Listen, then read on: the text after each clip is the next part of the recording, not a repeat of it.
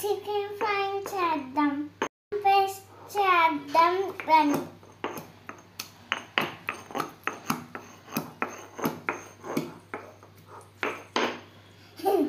Stove on చేసి pan పెట్టి heat చేయాలి.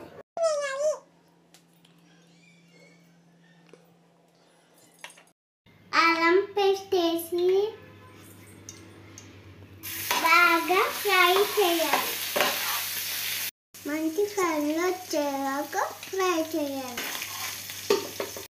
క్లీన్ చేసుకొని చికెన్ వేయాలి.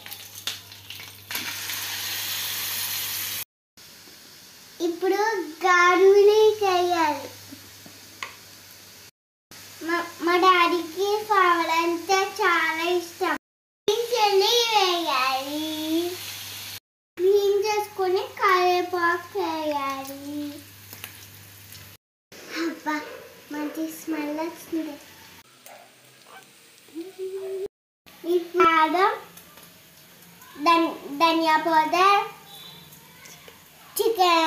Chicken powder, garam masala ready అయిపోయింది. ఇప్పుడు కొత్తిమీర వేయాలి.